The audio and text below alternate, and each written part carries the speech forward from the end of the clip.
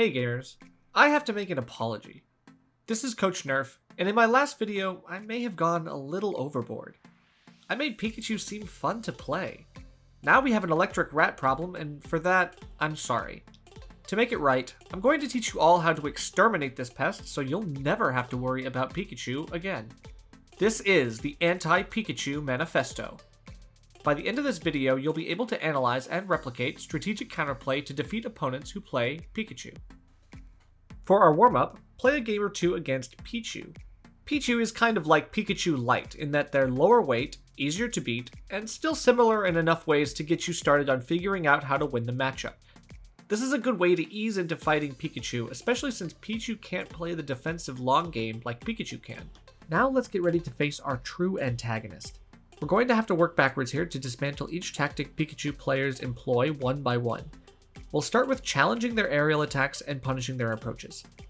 This is a Pikachu at their most confident, frequently throwing out neutral air, back air, and forward air, running up and trying to start combos with down tilt, up tilt, or grab, and always trying to sidestep your character to get better positioning, avoid getting hit, and space out a forward tilt or something else.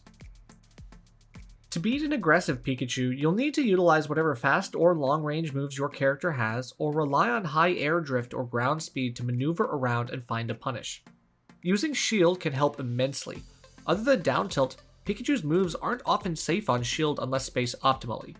Thus, you can find your punishes there if out of Shield options are strong for your character and your opponent overextends.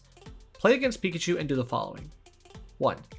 Shield Pikachu's attacks 30 times, finding a punish afterwards at least 15 of those times. 2. Dash backwards away from Pikachu to whiff punish their attacks 15 times. And 3. Hit an aerial Pikachu from the ground 15 times. Once a Pikachu player starts realizing they can't just mash buttons against you, they start playing with less commitment by bringing in Thunder Jolt. T-Jolt is a projectile that can easily lock you down in neutral and can set Pikachu up for the same, if not better, combo strings that you need to avoid. The key is to recognize what Pikachu can do to follow up with T-Jolt.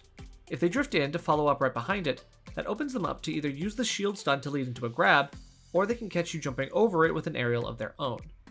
If you spot dodge to avoid T-Jolt, they can delay the grab and catch that too. The best option here is to jump backwards and bait the Pikachu to try to air you. Then, simply punish appropriately. If a Pikachu wants to just use Thunder Jolt as a camping tool and is not approaching with the projectile, you'll have to approach or use your character's projectiles if you have them. Practice the following. 1. Use Shield to block Thunder Jolt 30 times, and avoid it completely 30 more times. 2. Punish a Pikachu approaching behind Thunder Jolt 10 times. And 3. Successfully approach Pikachu playing at a distance with Thunder Jolt 10 times.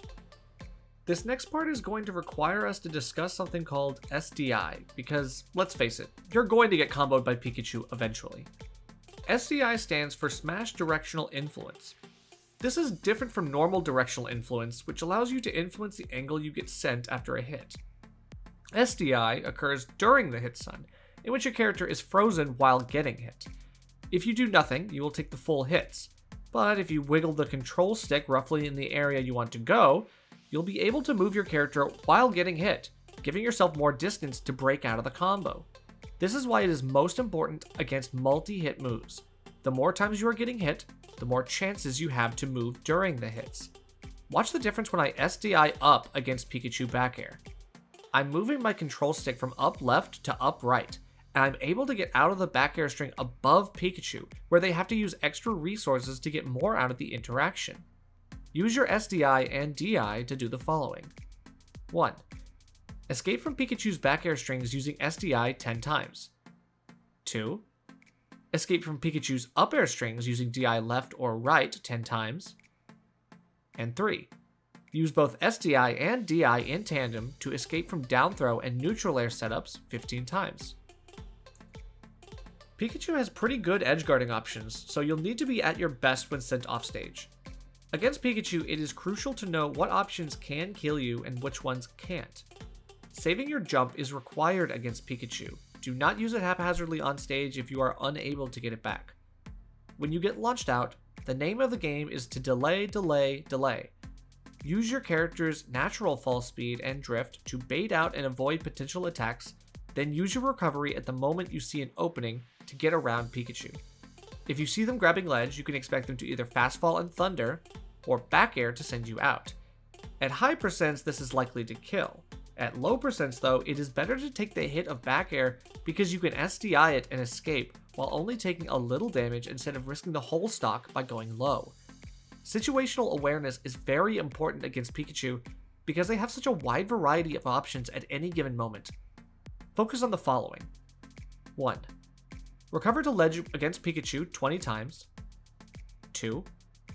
Take stage control after evading Pikachu and getting back before them 10 times. And 3.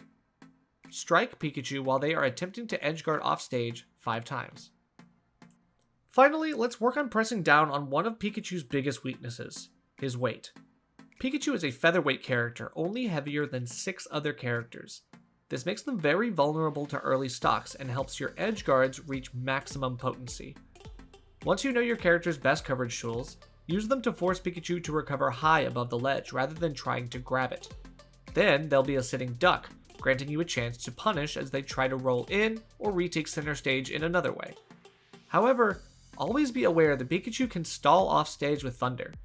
Recognize when they want to hit themselves with the Thunderbolt, letting them gain vertical distance, or if they want to only jump out and quickly recover back. Against Pikachu, practice the following. 1. Catch Pikachu with an offstage edge guard 10 times. 2. Punish Pikachu's get up option from ledge 15 times. And 3. Punish Pikachu's recovery above ledge 15 times. It's time to finally put it all together in a longer play session. As you practice against Pikachu knowing all of the skills we've been drilling, focus on mixing up your options, both offensively and defensively. Go for different combo routes if you're able, but more importantly, mix up your DI and SDI occasionally so your enemy never knows what to expect.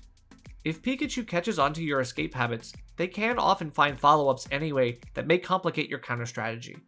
Still, be actively trying to force Pikachu to sacrifice more for their advantage states. Making them use their jumps to catch their DI, even if they connect the hit, can help you turn the tables afterward if you're patient and pick your shots wisely. During this scrim, take less than 50% in damage from one combo 5 times, and make Pikachu use their double jumps to follow your escapes a total of 30 times. In addition, take 5 stocks via edge guarding in any method you like. If you're still struggling against Pikachu players, consider picking up a character that counters Pikachu like Mr. Game & Watch or Ness. These two can completely turn T-Jolt into a move that actively works against Pikachu, as well as use their excellent aerials to win neutral, making it much harder for your opponent. There's no shame in picking up a pocket character for a niche counterpick. Hopefully you'll now be ready to do a little house cleaning against Pikachu players everywhere. This has been Coach Nerf. See you again for the next one.